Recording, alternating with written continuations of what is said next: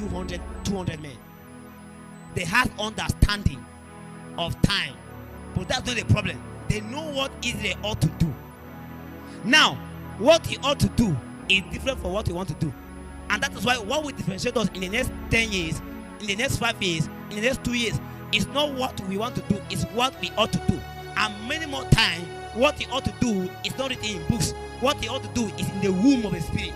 So somebody may want to eat, but you know that the Spirit ought to fast. You know that you want to sleep, but the Spirit ought to pray. You know that you meet somebody who is praying every day, and at that time, God is taking you to scripture. You say, I am Basladi, let me come and pray with David.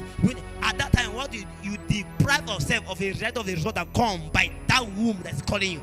Because me, I'm doing what I ought to do because God has given me a command to be pray every night. You is supposed to do what you ought to do by reading scripture. But because you want to do the prayer I'm doing and stop doing what you ought to do, you become a failure. The day God comes to the world. Because what you ought to do is above what you want to do. So because the children of Issachar, they were men that had understanding, but it's not enough. But they know what Israel ought to do. And because they know what Israel ought to do, they have to be in that command. Even the war, even the victory at the war, come because Issachar said, go.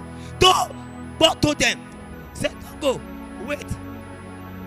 Most battle before they go, God will tell them, I've given it into your hand. Right? But he still told them, David said, don't move. When you see there's a movement upon the almond tree, hey, not that I have gone forth. But even when the movement begin to work upon the almond tree, Issachar has to tell them that it's time to enter because they know what they ought to do. Though Benjamin, they are master in spear, Zebulun can be master in what, but they are 1,000, but these 200, they have power to rule. See, your size doesn't matter, your age doesn't matter. If you can give counsel, if you can speak reality, men will bow to you because they have understanding of time and season. And that is why you don't have understanding of time and season if you don't know what you ought to do. One of the signs